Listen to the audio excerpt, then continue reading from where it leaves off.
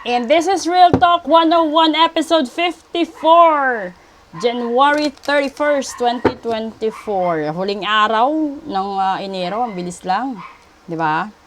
At magsisimula na tayo sa buwan ng Pebrero, and then papasok yung energy ng Candelaria mamayang hating gabi, and then yung first Friday at the leap year. So magsasabay-sabay lahat-lahat 'yan. So kung kayo yung tipo ng tao na nasa negative na side ng buhay at dinagdagan pa nung kalaban ninyo, yung mga karamdaman ninyo at suliranin, mahihirapan kayo doon. Lalo-lalo na kung yun ay gawa ng tao at hindi siya gawa ng tadhana. Okay? So, kukuha tayo dito. And this is our topic. Innocence, diba? Sheep. Oh, diba? So, you are encouraged to reconnect with your inner child in order to become more spontaneous and playful and consider what life has to offer with a greater sense of wonder. Take some time this week to get in touch with the innocence and vulnerability in you. So, kalimitan kasi sa atin, no? Masyado na tayong mature or pamature, masyado na tayong nag-iisip ng kung ano-ano, and then nakakalimutan natin, real talk, na minsan kailangan din natin i-enjoy. Napakatulad ng isang bata na mag-enjoy ka din sa buhay mo, mag-unwind ka, no? Yung sabihin mo sa sarili mo, nako, ito yung gusto kong gagawin, ito yung kailangan kong gawin. Kasi kung masyado kang nakafocus sa isang bagay, halimbawa sa isang relasyon, damay yung health issue, damay trabaho, pamilya mo, everybody. Pero kung ikaw yung tipo ng tao na, alam mo, no, na may mga bagay na hindi mo talaga alam kung anong mangyayari sa hinaharap. So, habang hinihintay mo yung mangyayari, i-enjoy mo muna sa sarili mo yung mga bagay na hindi mo nagawa nung panahon na nandyan pa yung taong yan sa buhay mo. Kasi, may dahilan din kung bakit siya binigay sa'yo, may dahilan din kung bakit siya inilayo sa'yo. So, yun parang din yan, napakahabang teleserye ng mundo, di ba? Ito yung siguro yung teleserye na Diyos lang talaga ang nakakaalam ng ending. So, merong mga ending, real talk, na hindi ka nais-nais dahil sa mga taong mapanghusga, mga taong hindi matanggap yung nangyayari. Alam nyo, merong mga ganun wild na tao dahil hindi niya matanggap na yung mahal niya may mahal na iba. Hindi niya matanggap na sa ganyang estado, napakaganda, napakatalino, napakayaman, mas pinili ng lalaki yung kaibigan niyang simple, inosente. That's the real talk. And nangyayari yan sa totoong buhay.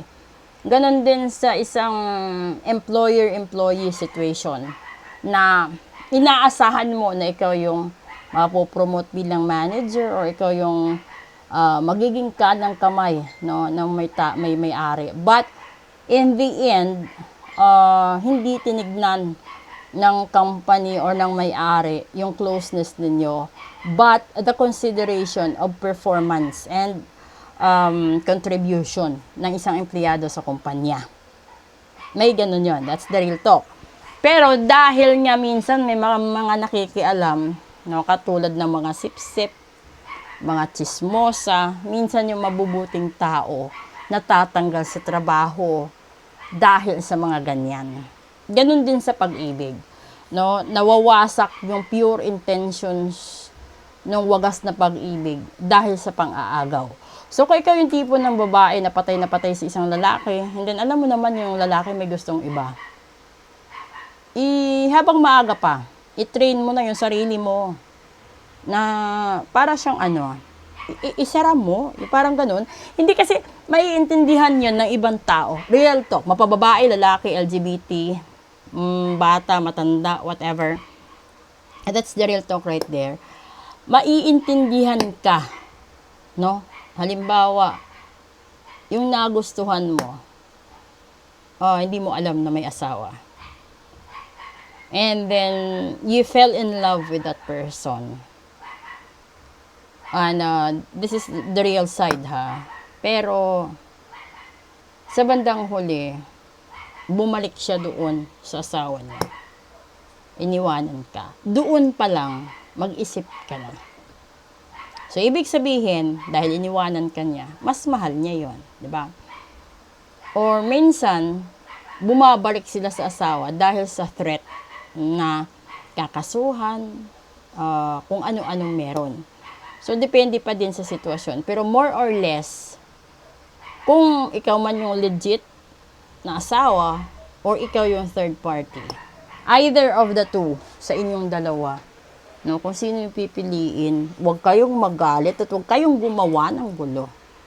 Kasi, dapat yung isang tao lang yung re-respetuhin yung ang desisyon. Kung sino gusto niya, hayaan siya. Kasi ang hirap, kalimitan kasi sa natatanggap ko, real talk, yung hindi nakakatanggap ng pagkatalo is yun yung mga taong hindi marunong tumayo sa sarili nilang paa. So, yung ginagawa nila desperately, real talk, tinatakot nila yung tao kasi nakaplano na iiwanan sila. So, ngayon, yung mangyayari doon, yung taong yun, hindi siya tutuloy sa pag-alis, diba? Kahit sabihin mo na gusto niya, mas mahal niya yung third party, dahil may threat siya legal, nakakasuhan siya, wala siyang magagawa, di magtitiis siya doon. Pero sa ngayon kasi, meron naman ibang mga diversional na tawag doon, diversional na option, no, if you want to have separated, to be separated with that person. So, nakadepende din kasi may finance evaluation din yun. Yun ang depende sa inyo. But this is the real talk right there. Whatever problems you have in your life, basta natural lang, pwede kang mapahinga. And then, gamitin mo yung inner child mo. And that's the real talk. Pero, kung nagkasakit ka dahil sa kulam, iba na yun. Kung meron kang kamalasan dahil sa sumpa at barang, iba na rin yun. So, yun yung dapat mong aksyonan. At huwag mong sayangin ang panahon. Kasi, hindi mo yan malalaman hanggat hindi talaga ganun kahalaga. May mga bagay kasi na minsan dinadaan natin sa limot, sa takot, sa kaba. Lagi natin sinasabi, may Diyos ang mundo. Oo, may Diyos. Pero hindi siya lagi na, hindi niya lagi sinasabi na may Diyos, nasa Diyos ang awa, nasa tao ang gawa. Pero deep inside, sa kanyang Biblia or sa kanyang mga kasulatan, tao lang din naman yung gumawa ng kasalanan, di tao din yung dapat mag-solve.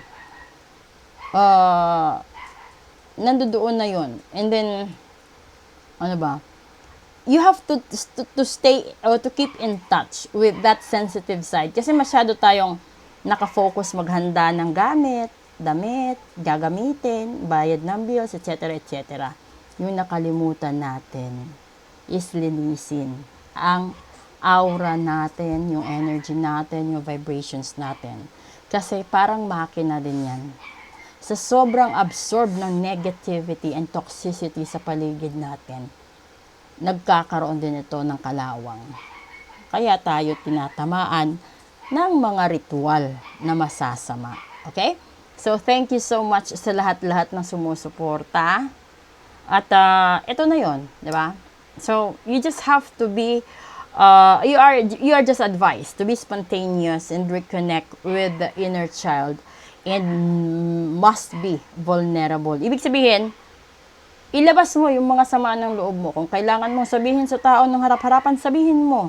Kung hindi mo kaya, din doon ka, lumabas ka at isigaw mo sa tabing dagat, isigaw mo sa langit, isigaw mo doon. Ang mahalaga, mailabas mo ang saloobin mo. Okay? This is Real Talk 101, episode 54. Good afternoon.